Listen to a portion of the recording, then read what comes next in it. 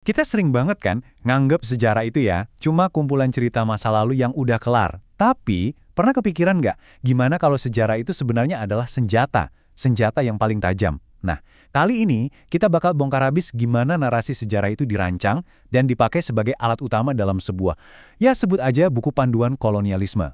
Oke, pertanyaan ini mungkin kedengarannya provokatif banget ya. Tapi ini intinya.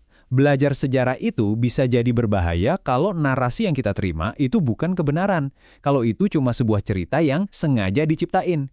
Diciptain buat apa? Buat ngendaliin cara kita mandang diri sendiri dan yang lebih parah lagi, cara kita mandang satu sama lain.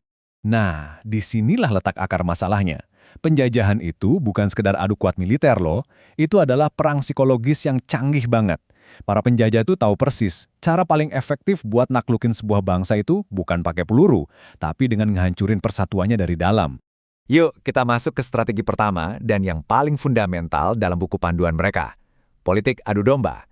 Sebuah taktik klasik yang, jujur aja, ampuh banget buat melumpuhkan perlawanan bahkan sebelum perlawanan itu dimulai. Terus, gimana cara kerjanya?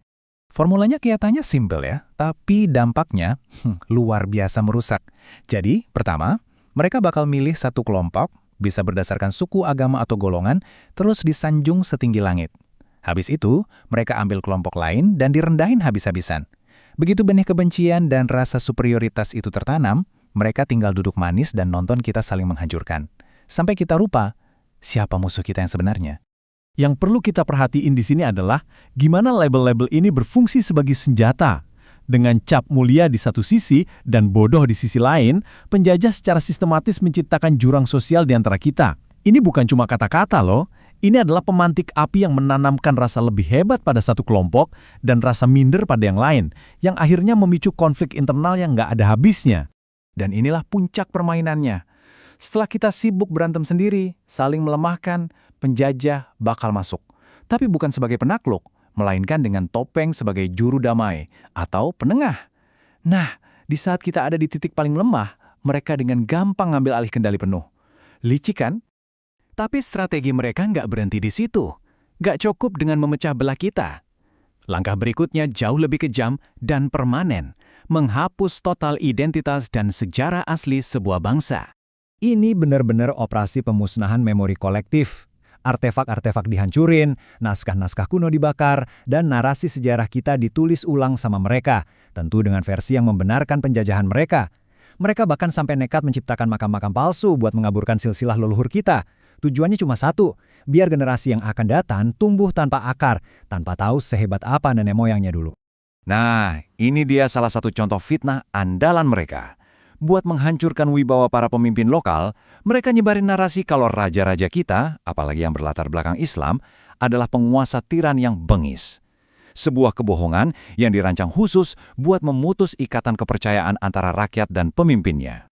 Oke, mari kita luruskan faktanya. Tuduhan kolonial tadi kita bantah langsung di sini. Mereka bilang raja-raja Islam pemilik budak. Justru, sistem perbudakan massal dan eksploitatif itu produk yang dibawa sama para penjajah itu sendiri. Sebaliknya, ajaran Islam yang jadi landasan banyak kerajaan di Nusantara secara tegas menentang perbudakan dan sistem kasta. Malah, ajaran ini menuntut keadilan untuk semua. Jauh beda kan? Tapi, di tengah gempuran pemalsuan sejarah ini, bukan berarti nggak ada perlawanan. Ada. Mari kita lihat Gorontalo atau Hulontalo. Sebagai contoh nyata, gimana sebuah peradaban berjuang mati-matian buat mempertahankan martabat dan sejarahnya. Coba deh, perhatikan nama-nama ini. Mereka bukan cuma daftar pemimpin biasa, mereka ini adalah para penjaga peradaban. Mulai dari Raja Biawia, Ea Toea, Popa, hingga para ulama Maleta Ilayabe, dan pahlawan Nani Wartabone.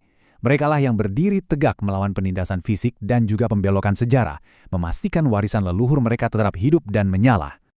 Nah, kisah perlawanan heroik tadi itu langsung nyambung banget sama kondisi kita sekarang. Kenapa? Karena perjuangan ini belum selesai. Ancaman dari buku panduan kolonial itu masih nyata, cuma bentuknya aja yang udah berevolusi, udah ganti baju. Taktik lama, kemasan baru. Itu dia. Narasi sejarah diputar-balikan di media, identitas agama dan tradisi coba dihilangkan pelan-pelan, terus kebencian disebar lewat media sosial buat membenturkan kita satu sama lain. Ya, ini adalah strategi adu domba versi 2.0.